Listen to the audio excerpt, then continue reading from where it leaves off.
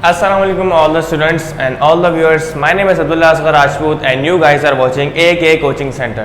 तो आज की वीडियो में हम लोग क्लास 10 मैथ्स का चैप्टर नंबर 19.2 जो है वो आज एंड हो जाएगा और उसका लास्ट पार्ट आज हम लोग कवर करने वाले हैं। और लास्ट पार्ट हमें क्या कहा गया है कि हमें इक्वेशंस दी हुई हैं और उन इक्वेशंस में को हम लोगों ने सॉल्व करना है by inversion method and Cramer's rule. सही है, तो लास्ट पार्ट है और इसमें हमारे पास सिर्फ दो क्वेश्चंस हैं और वो दोनों क्वेश्चन इंशाल्लाह आज की वीडियो में हम लोग जो है वो सॉल्व करने वाले हैं। तो सबसे पहले आपको ये मतलब समझना पड़ेगा कि इन्वर्जन मेथड और ये क्रामर्स रूल इन दोनों का मतलब क्या होता है। सही है, तो हमारे पास यहाँ पे कोई इक्वेशंस दी हुई हैं, दो इक्वेशंस। अब इक्वेशन सॉल्व करने के बहुत सारे तरीके हैं, तकरीबन 8 से 9 तरीके इन इक्वेशन को सॉल्व करने के। लेकिन हम क्या करेंगे, हम क्वेश्चन को फॉलो करेंगे जो क्वेश्चन में कहा गया है हमें उस तरीके से इस क्वेश्चन को सॉल्व करना है। आप भले इन्वर्जन मेथड के जरिए सॉल्व करो या क्रामर्स रूल के जरिए सॉल्व करो, आपका आंसर जो है वो एग्जैक्ट सेम आएगा। सही है, तो सबसे पहले स्टार्ट करते हैं। हमारे पास क्वेश्चन है 2x + 3y = 14 and -4x + y = 28। सही है, बुक में यहाँ पर x नहीं गिवन तो आप लोग यहाँ पे x लगा लीजिएगा। सही है, अच्छा अब हमने सबसे पहले सॉल्व करना है बाय इन्वर्जन मेथड। तो मैं यहाँ लिख दूंगा by we have to solve by matrix inversion method. हमें इसको मैट्रिक्स इन्वर्जन मेथड के जरिए सॉल्व करना है, तो मैंने यहाँ पे लिख दिया। अब मैट्रिक्स इन्वर्जन मेथड का मतलब क्या होता है वो समझा देता हूं। भाई आपके पास दो किस्म की इक्वेशन होती हैं, एक होमोजेनियस इक्वेशन होती है और एक नॉन होमोजेनियस इक्वेशन होती है। तो आपके पास जो इक्वेशन गिवन है ये आपके पास इक्वेशन चाहिए होमोजेनियस है या नॉन होमोजेनियस, हमें कैसे पता चलेगा। आपके पास देखो इक्वल के उस तरफ आपके पास गिवन है 14, सही है, और यहाँ पे इक्वल के उस तरफ गिवन है 28। अगर याद रखना आपके पास अगर इक्वल्स टू के उस तरफ आपको कोई नंबर्स गिवन हो, यानी कि कोई ना कोई कांस्टेंट गिवन हो, तो इसका मतलब है आपको वो किसकी वैल्यू दी हुई है, वो b की वैल्यू दी हुई है। अब कैसे, मैं आपको बताता हूं। आपके पास एक फार्मूला होता है ax = अगर आपके पास इक्वल्स के उस तरफ नंबर्स दिए हुए तो आप यहां पे लगाओगे b। सही है, अगर इक्वल के उस तरफ आपको नंबर नहीं दिए हुए है इसका मतलब आपके पास वो इक्वेशन कौन सी होगी, नॉन होमोजेनियस इक्वेशन होगी। होमोजेनियस इक्वेशन कौन सी होती है, अगर आपके पास ये जो नंबर्स है इक्वल के उस तरफ यहाँ पर जीरो हो, ये दोनों जीरो होंगे तो कौन सी इक्वेशन होगी, होमोजेनियस। अगर जीरो नहीं होंगे तो कौन सी इक्वेशन होगी, नॉन होमोजेनियस इक्वेशन। तो हमारे पास जो इक्वेशन गिवन है वो कौन सी इक्वेशन है, नॉन होमोजेनियस। तो हमें ये फॉर्मूला लगाना पड़ेगा ax = b। यहाँ पे दोबारा देता हूं मैं ax = b। सही है, अब यहाँ पे a क्या है, यहाँ पे x क्या है और यहाँ पे b क्या है, ये मैं आपको बताता हूँ। यहाँ पर जो a है ना, ये a, ये जो मैट्रिक्स हम लोग बनाएंगे उससे कोएफिशिएंट है, यानी कि x का कोएफिशिएंट, y का कोएफिशिएंट, फिर यहाँ पे x का कोएफिशिएंट और यहाँ पे y का कोएफिशिएंट, ये तमाम क्या बनेंगे मिलके a का एक मैट्रिक्स बना देंगे। फिर एक x का मैट्रिक्स बनेगा और x का मैट्रिक्स कौन सा बनेगा, जितने भी किस्म के आपको वेरिएबल्स गिवन है, जितने किस्म के, ये नहीं बोल रहा मैं कितने वेरिएबल्स गिवन है, कितनी किस्म के गिवन है, यहाँ पर से दो किस्म में वेरिएबल्स गिवन है। कौन कौन से, x एंड y। सही है, अगर z होता तो आप यहाँ पे लिखते थ्री लिख देते, तीन आपके पास जो है वो वेरिएबल्स है। अब आपके पास इक्वल के उस तरफ जो आपको नंबर्स दिए हुए हैं, जो आपको कांस्टेंट दिए हुए हैं, वो आपके पास क्या है, वो आपके पास b हैं। तो सबसे पहला काम क्या है, इन्वर्जन मेथड में जब भी आप मैट्रिक्स इन्वर्जन मेथड के जरिए किसी भी इक्वेशन को सॉल्व कर रहे हो तो आपका पहला काम क्या होना चाहिए, आपका पहला काम ये होना चाहिए कि आपको सबसे पहले मैट्रिक्स फॉर्म करने हैं। सही है, तो यहां पे लिख देते हैं फॉर्मिंग मैट्रिसेस। अब वो मैट्रिसेस कौन कौन से हैं भाई, वो मैट्रिक्स सबसे पहला मैट्रिक्स ए बनाओगे आप। मैट्रिक्स ए कैसे बनेगा, जितने भी कोएफिशिएंट है लाइन से लिख दो। x का कोएफिशिएंट 2, y का कोएफिशिएंट 3, यहाँ पे x का कोएफिशिएंट -4, साइन लास्ट में डालना है, माइनस नहीं डालोगे तो क्वेश्चन का पूरा आंसर गलत हो जाएगा आपका। y की जगह क्या आ जाएगा, 1 आ जाएगा। ये आपने फॉर्म कर दिया मैट्रिक्स ए। अब आपने फॉर्म करना है मैट्रिक्स x। तो मैट्रिक्स x कितने वेरिएबल्स है भाई, दो वेरिएबल्स है, एक x और दूसरा y। तो ये आ गया x और ये आ गया y। अगर z होता तो आप z भी लिख देते। सही है, फिर उसके बाद हम आ जाएंगे कांस्टेंट की तरफ और उसके मैट्रिक्स का नाम है मैट्रिक्स b। अच्छा मैट्रिक्स b आ गया, तो मैट्रिक्स b क्या होगा, जितने भी कांस्टेंट आपको गिवन है, कांस्टेंट हमें दो गिवन है 14 एंड 28। तो ये हमने बना लिया मैट्रिक्स। आधा काम हमारा हो गया कि हम लोगों ने मैट्रिक्स बना लिए। अब हमने इस फार्मूले के तहत इनको सॉल्व करना है। अब आपने सॉल्व कैसे करना है, आपने असल में क्या करना है, क्वेश्चन में बोला हुआ फाइंड द सॉल्यूशन, सॉल्यूशन निकालो। इसका मतलब जितने भी आपको गिवन वेरिएबल्स है उनकी वैल्यूज को आपने फाइंड करना होगा, यानी कि आपको x और y की वैल्यूज को फाइंड करना है। तो आप क्या करोगे, आपने यानी कि ये x निकालना है, a यहाँ पे a है, वहां जाएगा तो डिवाइड नहीं होगा बल्कि क्या हो जाएगा, a इनवर्स हो जाएगा। जिस तरह से हम लोग क्या लिखते हैं, अगर मेरे पास लिखा हुआ है tan थीटा बराबर है मान लो x के बराबर है, तो अगर मुझे थीटा की वैल्यू फाइंड करनी होगी तो वहां पे थीटा बराबर हो जाएगा tan है तो वहां जाएगा तो tan इनवर्स हो जाएगा। सही, तो यही कॉन्सेप्ट लेके हम लोगों ने क्या करना है कि यहाँ पर a है इक्वल के उस तरफ जाएगा तो a इनवर्स हो जाएगा, तो फॉर्मूला बन जाएगा x is equals to a inverse b। सही है, इस वैल्यू पे आपने गौर करना है क्योंकि ये वैल्यू जो है हमें क्वेश्चन का आंसर देगी, ये हमें देगा सॉल्यूशन सेट। तो सबसे पहले आपने क्या काम करना है, इसका मतलब a इनवर्स निकालना है। a इनवर्स निकाल के जो भी उसका आंसर आएगा आपने उसको मल्टीप्लाई करवा देना है मैट्रिक्स b के साथ। सही, तो स्टार्ट करते हैं। सबसे पहले a इनवर्स की तरफ मूव करते हैं, a इनवर्स निकालना है। तो सबसे पहले क्या लिखूंगा मैं यहाँ पे, first we find a inverse. सबसे पहले आप क्या निकालोगे, a इनवर्स निकालोगे, और a इनवर्स निकालने का आपको आसान तरीका मैं बता चुका हूं, आपको आसान फार्मूला बता चुका हूं कि a इनवर्स निकालने का फार्मूला क्या होता है। a इनवर्स बराबर होता है एडजॉइंट ऑफ a, और ये सॉरी ये है ये, and divided by determinant of a।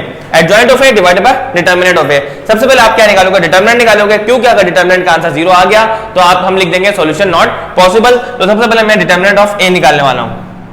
Now determinant of a निकालो। डिटर्मिनेंट कैसे निकालना सिखाया था मैंने, क्या आप मैट्रिक्स a लिखोगे सबसे पहले। तो मैट्रिक्स a क्या है, 2 3 माइनस का 4 और 1, तो ये 2/2 का मैट्रिक्स है, तो हमें इसको इजीली सॉल्व कर लेंगे by using ad minus bc formula. ad minus bc क्या होता है भाई, 2 1 जा 2, फार्मूले का minus, minus plus minus plus हो जाएगा, 4 3 जा 12, 12 प्लस 2 14। तो हमारे जो गिवन मैट्रिक्स था a, उसका आंसर आ गया, उसका डिटरमिनेंट क्या आ गया, 14 आ गया। इसका मतलब ये है कि हम लोगों को आगे सॉल्यूशन करना पड़ेगा। सही है, अब एडजॉइंट निकाल लो, एडजॉइंट ऑफ a। एडजॉइंट निकालने का तरीका क्या बताया था मैंने कि ये दो नंबर्स क्या होते हैं आपस में एक दूसरे से एक्सचेंज हो जाएंगे, या रेसिप्रोकल बोल लो आप, और इन दोनों के साइन चेंज होंगे। तो 1 ऊपर और 2 नीचे, माइनस का 4 है तो प्लस का 4 हो जाएगा, और 3 जो है प्लस का था जो माइनस का हो जाएगा। आपके पास एडजॉइंट भी आ गया और डिटर्मिनेंट भी आ गया। अब आप क्या करोगे, a इनवर्स का फार्मूला यूज करके सिंपली a इनवर्स निकाल लोगे। हमें पता है a इनवर्स बराबर होता है किसके, adjoint of a divided by determinant of a। Formula मैं 2 बार लिख रहा हूं ताकि बच्चे कंफ्यूज ना हो कि ये वैल्यूज कहां से आ गई, कहां पुट कर दी। आप चाहो तो नहीं लिखो। सही है, a inverse is equal to adjoint of a क्या है भाई हमारे पास, 1 माइनस 3 4 और 2, 1 माइनस 3 4 एंड 2। सही है, डिवाइड करना है, divided by determinant of a। Determinant हमारे पास कितना आया है, 14 आया है, तो यहां पे आ जाएगा 14। सही है, a इनवर्स बराबर है 1 को डिवाइड कराओगे 14 से तो क्या आएगा, पॉइंट में लिखना आंसर आपने सिंपली ऐसे लिखोगे, पॉइंट में लिखोगे तो बहुत ज्यादा कंफ्यूज हो जाओगे। 1/14, 4 को डिवाइड कराओ 14 से तो क्या आएगा, 4 डिवाइडेड बाय 14, 2 2 4, 2 7 14, यानी कि 2/7। माइनस 3 को डिवाइड कराओगे तो डिवाइड नहीं होगा, -3/14, और 2 को डिवाइड कराओगे 14 से तो आ जाएगा 1/7। सही है, इस तरह से हम लोगों ने मैट्रिक्स का a इनवर्स का आंसर निकाल लिया। अब हमें a इनवर्स नहीं निकालना था, हमने बल्कि x और y की वैल्यूज निकालनी है। तो x और y की वैल्यूज निकालने के लिए आपको क्या करना पड़ेगा, इस a इनवर्स को मल्टीप्लाई कराना पड़ेगा b के साथ, तो आपके पास क्या आएगा, मैट्रिक्स x आएगा। सही है, अब आप लिखोगे x बराबर है a इनवर्स b, तो आप निकालने वाले हो a इनवर्स b। सही है, a इनवर्स b लिख दो, या तो आप यहाँ पे x भी लिख सकते हो, कोई मसला नहीं है, x लिख दो, कोई मसला नहीं है। सही है, a इनवर्स का आंसर आपके पास आया है 1/14, 2/7 माइनस 3/14 और लास्ट में 1/7। उसको आपने मल्टीप्लाई करवाना है मैट्रिक्स b के साथ। मैट्रिक्स b क्या था हमारे पास, हमने फॉर्म किया हुआ है मैट्रिक्स b, ये रहा 14/28। अच्छा, एक चीज मैं आपको और बता चुका हूं कि मल्टीप्लिकेशन कब पॉसिबल होती है, जब पहले मैट्रिक्स के number of column second matrix के नंबर ऑफ रॉस के बराबर होंगे तो मल्टीप्लिकेशन पॉसिबल होगी। तो यहाँ पे पॉसिबल हम चेक कर सकते हैं कि 2 कॉलम्स हैं यहाँ पे और 2 ही रॉस हैं, तो मल्टीप्लिकेशन बिल्कुल पॉसिबल है। सही है, तो आप, अच्छा आपका मैट्रिक्स x है ना, और x मैट्रिक्स बराबर था x और y के, आप चाहो तो यहाँ पे x और y भी लिख सकते हो। एक स्टेप में मैं x ही उतारूंगा, लास्ट स्टेप में मैं क्या करूंगा, x और y लिख दूंगा, तो आपने कंफ्यूज नहीं होना कि x और y कहां से आया। सही है, इक्वल्स टू, अच्छा भाई पहली रो पहला कॉलम 1/14 मल्टीप्लाई होगा 14 के साथ, 1/14 मल्टीप्लाई बाय 14, 14, बीच में आ जाएगा प्लस, माइनस 3/14 मल्टीप्लाई होगा 28 के साथ, तो प्लस माइनस क्या हो जाएगा, माइनस 3/14 मल्टीप्लाई बाय 28। सही है, ये आपके पास हो गई पहली रो। अब दूसरी रो को सॉल्व करना है आपने, 2/7 मल्टीप्लाई होगा 14 के साथ, 2/7 मल्टीप्लाई बाय 14, बीच में आ जाएगा प्लस, 1/7 मल्टीप्लाई होगा 28 के साथ, 28। अच्छा, अब जो आपके पास आंसर आएगा वो x और y की वैल्यूज आएंगी, तो मैं यहाँ पे लिख रहा हूँ x और y, ऊपर वाली वैल्यू x की और नीचे वाली वैल्यू क्या आएगी, y की आएगी। सही है, 14 से 14 कैंसिल, सही है, और आपके पास क्या है 3/14, तो आप इसको अगर डिवाइड सॉल्व करना चाहो तो 7 4 28 और 7 2 14 और 4 3 12, तो यहाँ पे बचेगा माइनस का 12/2 और माइनस का 12/2, तो आप यहाँ लिख दो 1 माइनस का 12/2, 2 1 2, 2 6 12, इसका मतलब यहाँ पे आएगा 1 - 6 और 1 - 6 का आंसर क्या होता है, माइनस का 5, तो आप डायरेक्टली माइनस का 5 लिख दो। सही, किस तरह से हुआ दोबारा बता देता हूँ मैं, कि हमारे पास यहाँ पे लिखा हुआ था, ये जगह है, यहाँ पे मैं सॉल्व करवा दूंगा आपको, कि माइनस का 3/14, देखो 1 एज इट इज मौजूद था, बीच में था माइनस का 3/14 मल्टीप्लाई बाय 28, 3/14 मल्टीप्लाई बाय 28। अगर आप कैलकुलेटर में डायरेक्ट वैल्यूज पुट करोगे तो आपका इजीली आंसर आ जाएगा, कोई मसले वाली बात नहीं है। चलो भाई, 14 1 14, 14 2 28 और 3 2 6, तो 1 - 6 का आंसर आएगा माइनस का 5, इसका मतलब x की वैल्यू हमारे पास आई है माइनस का 5। सही है, अब y की वैल्यू निकाल लो, 7 1 7, 7 2 14 और 2 2 4, यहाँ पे आ गया 4 प्लस का 7 1 7, 7 4 28, तो 4 1 4, तो 4 + 4 कितने हो जाएंगे, 8 हो जाएंगे। इसका मतलब आपके पास जो y की वैल्यू आई है वो आपके पास आई है 8। सही है, तो इस क्वेश्चन में आई थिंक के बुक के पीछे जो आंसर है आपका, वहां पे 5 गिवन है, आप चेक कर लीजिएगा कि if I am not wrong कि यहाँ पे उन्होंने प्लस का 5 दिया हुआ है, लेकिन यहाँ पे आएगा माइनस का साइन, क्योंकि अगर आप कैलकुलेटर में पुट करके भी आंसर लो, उसका चेक करो, तो आपको यही पता चलेगा कि आपके इसका आंसर क्या आ रहा है, माइनस का 5। तो इस तरह से हमने सोल्यूशन करना था। अगर आप चाहो तो सोल्यूशन सेट भी लिख लो, आप ऐसे लिख सकते हो, सोल्यूशन सेट बराबर है x, y is equal to -5, 8। तो इस तरह से आपने क्या लिख लिया, सॉल्यूशन सेट। आप चाहो तो कर्ली ब्रैकेट में लिख दो, तो हमने लिख दिया कर्ली ब्रैकेट, और ये हमारा है आंसर। अभी हमने इस क्वेश्चन को सॉल्व किया है बाय मैट्रिक्स इन्वर्जन मेथड। सही है, आपने अब इसको सॉल्व करना है, सेम क्वेश्चन आपने सॉल्व करना है बाय क्रैमर्स रूल। तो चेक करते हैं किस तरह से सॉल्व होगा। अब हम सेम क्वेश्चन जो है वो सॉल्व करने जा रहे हैं बाय यूजिंग क्रैमर्स रूल। सही, क्रैमर्स रूल कोई पढ़ते हैं, कोई क्रैमर रूल पढ़ते हैं, तो आपने सिंपल क्रैमर्स रूल बोल दो। सही है, आपने मेथड में फोकस करना है कि मेथड क्या है। तो हमारे पास सेम क्वेश्चन है, सेम इक्वेशंस हैं, हमने इसको सॉल्व करना है बाय क्रैमर्स रूल। सही है, तो क्रैमर्स रूल का मैं आपको बहुत ही आसान तरीका जो है वो समझाने वाला हूँ कि सबसे आसान तरीका क्या होगा क्रैमर्स रूल का। सबसे पहले आप सॉल्यूशन लिखो और लिखो बाय यूजिंग क्रैमर्स रूल। सही है, क्रैमर्स रूल करके आपने इसको सॉल्व करना है, और ये क्वेश्चन बहुत इंपॉर्टेंट है पेपर्स पॉइंट ऑफ व्यू से, कि इनका एक सवाल लाजमी या तो आपके पास शॉर्ट में आता ही आता है, या तो इन्वर्जन मेथड का या तो क्रैमर्स रूल का। सही है, अच्छा, तो बाय यूजिंग क्रैमर्स रूल हमने इनको सॉल्व करना है। अब क्रैमर्स रूल के जरिए हम क्या करेंगे, एक चीज आपको पहले से बता देता हूं मैं, कि आपने सबसे पहले 3 मैट्रिक्स आपको चाहिए होंगे।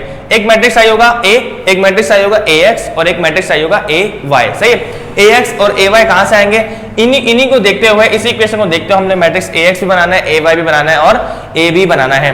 तो सबसे पहले हम क्या करेंगे, first we will find determinant of A. सबसे पहले आप क्या निकालो, डिटर्मिनेंट ऑफ ए निकालोगे। डिटर्मिनेंट कैसे निकालोगे, कि मैं आपको बता चुका था कि आपने मैट्रिक्स जो है वो प्रीवियस हम लोगों ने जो क्वेश्चन किया था इन्वर्जन मेथड, उसमें हमने क्या किया था कि x के जो कोफिशिएंट है उसका हमने नाम दिया हुआ था a का। सही है, आप कोई भी नाम दे सकते हो, b दे दो, c दे दो, लेकिन अकॉर्डिंग टू फार्मूला हमने नाम दिया था a का। तो पहले a का नाम दिया था, अभी भी a का ही नाम देंगे हम लोग। सही है, तो मैट्रिक्स a कैसे बनेगा, मैट्रिक्स a आएगा हमारे पास, डिटर्मिनेंट निकालते हैं इसका। तो x का कोफिशिएंट 2 और y का कोफिशिएंट क्या था 3 और माइनस का 4 और 1, इसका हमने क्या निकालना है, डिटर्मिनेंट निकालना है। तो डिटर्मिनेंट निकाल लेते हैं, 2 1 2 माइनस माइनस प्लस माइनस, तो ये प्लस हो जाएगा, 4 3 12 इक्वल्स टू 14। तो हमने अभी तक कोई नया काम नहीं किया, हमने पहले भी डिटर्मिनेंट निकाला था, अभी भी डिटर्मिनेंट निकाला है। तो फर्क क्या है दोनों में, मेथड तो आपको आप बोलेंगे सेम लग रहा है, तो मेथड सेम नहीं है। अभी आप क्या करोगे, आपने डिटर्मिनेंट निकाला a का, अब आप निकालोगे determinant of ax and determinant of ay। वो किस तरीके से निकालना है, मेन चीज वो है। सही है, नाउ वी विल फाइंड, अभी हम क्या निकालेंगे, determinant of A X and determinant of A Y.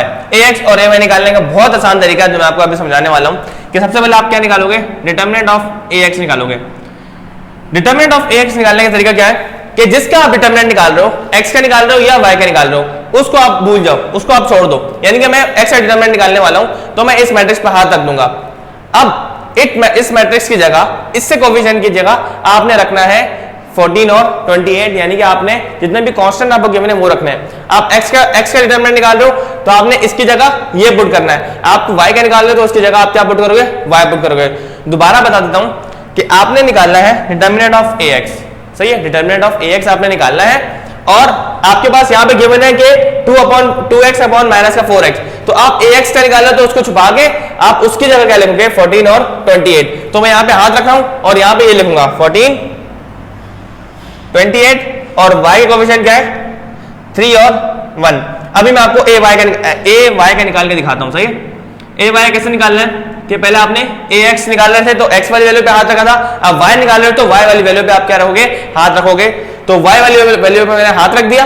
अब पहले x की आ रही है ना नजर आपको, तो पहले वो लिखोगे 2 और माइनस का 4, 2 माइनस का 4, और अब आपने इस पे हाथ रखा हुआ है तो उसकी जगह आप क्या लिखोगे 14 और 28, सही है। ये काम आपने कर दिया सिंपली, सही। अब आपने क्या करना है, अब आपने सिंपली डिटरमिनेंट निकालना है जो हमारे पास फार्मूला होता है A D minus B C का, सही है। तो कैसे निकालेंगे हम लोग,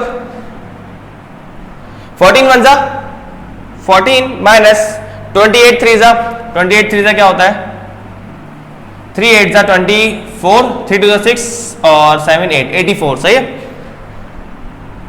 84। अच्छा 84 माइनस 14 क्या आएगा, 14 माइनस करते हैं यहाँ पे, 4 माइनस 4 0, 8 माइनस 1 बचा 7, सही। तो 84 में से जब आपने 14 माइनस किया तो आपके पास क्या बचा 70, और यहाँ पे बड़ी वजह से माइनस है तो क्या आ जाएगा माइनस का 70 आ जाएगा, सही है। डिटर्मिनेंट ऑफ ए एक्स हमारे पास आ चुका है। अब हमने क्या निकालना है, डिटर्मिनेंट ऑफ ए वाई निकालना है। तो हम कैसे निकालेंगे, same formula A D minus B C. 28 के 2 से मल्टीप्लाई करो तो आपके पास आएगा 22 जा 40, 8 2 जा 16, यानी कि 56। फार्मूले का माइनस, माइनस प्लस माइनस तो ये प्लस हो जाएगा। 14 4 जा भी होता है 56, और जब आप इनको प्लस करोगे तो आपके पास आंसर आ जाएगा 1 1 2। इसका मतलब डिटरमिनेंट ऑफ ए एक्स भी आ गया, डिटरमिनेंट ऑफ ए वाई भी आ गया, सही है। तो अब हमने क्या करना है, अब हमने एक काम करना है कि छोटे छोटे दो फार्मूलाज लगाने हैं और सिंपली हमारे पास एक्स और वाई की वैल्यूज आ जाएंगी। किस तरह से, लेट्स सी। तो क्रामर्स रूल जो है वो इन्वर्जन मेथड के मुकाबले में बहुत इजी है देखा जाए तो। अब हम लिखेंगे नाउ। अब हमने क्या करना है, अब हमने फॉर्मूलाज लगाने हैं। नाउ वी विल फाइंड, अब हम क्या निकालेंगे x एंड y। अब हम x और y की वैल्यू निकालने जा रहे हैं, सही है। तो x निकालने के लिए आप क्या करोगे, एक फॉर्मूला है determinant of A x divided by determinant of a, और y निकालने का भी यही फॉर्मूला है कि determinant of A Y divided by determinant of a। A X के डिटर्मिनेंट को भी आपने a से डिवाइड करना है और ए वाई के डिटर्मिनेंट को भी आपने a से डिवाइड कर देंगे तो हमारे पास x और y की वैल्यूज आ जाएंगे सिंपली, सही है। तो वैल्यूज पुट कर दो यहाँ पे। ए एक्स की वैल्यू क्या आई थी हमारे पास, ये रही -70, डिवाइडेड बाय ए वाई की वैल्यू क्या आई है हमारे पास, ए वाई का है, सॉरी ए वाई नहीं बल्कि ए की वैल्यू क्या थी 14, तो यहाँ पे आ जाएगा 14, सही है। इसी तरह ए वाई की वैल्यू क्या आई थी हमारे पास 112 112 डिवाइडेड बाय 14, हमारे पास क्या आएगा डिटर्मिनेंट ऑफ ए की वैल्यू आएगी। अब देखो 14 को जब मैं डिवाइड कराऊंगा 70 से तो आंसर क्या आएगा 2 7 जा 14 और 2 3 जा 6, 1 कैरी 2 5 जा 10, 7 1 जा 7, 7 5 जा 35। तो x की वैल्यू हमारे पास क्या आई है, x is equals to minus का 5। ये हमारे पास आ गया x की वैल्यू। पहले भी हमारे पास सेम आई थी वैल्यू, अब भी सेम आई है। इसका मतलब मेथड कोई भी हो मैथ्स में, आंसर आपके पास क्या आता है, सेम आता है, अगर आपने मेथड को सही तरीके से यूटिलाइज किया हो, सही तरीके से फॉलो किया हुआ होगा तो, सही है। अब हमने डिवाइड कराना है 14 को, 12 को डिवाइड करवाना है 14 से, तो डिवाइड करेंगे इजीली। 2 7 जा 14, 2 5 जा 10, 1 कैरी 2 6 जा 12, 7 1 जा 7, 7 8 जा 56। इसका मतलब y की वैल्यू हमारे पास क्या आई है, y की वैल्यू आई है 8। तो हेंस प्रूव्ड कि आंसर हमारे पास जो है वो दोनों सेम आए हैं। और तरीका बहुत आसान था, आपको मैंने बताया कि क्या करना है, ये स्टेप्स आप फॉलो कर गए तो कौन सा रूल है, वो क्रैमर्स रूल है।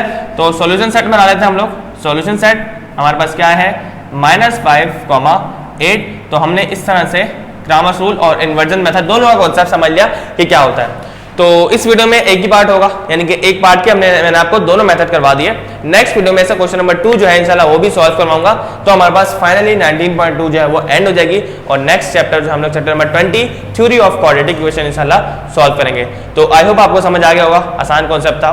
तो नेक्स्ट वीडियो में इंशाल्लाह मिलते हैं, तब तक के लिए अल्लाह हाफिज।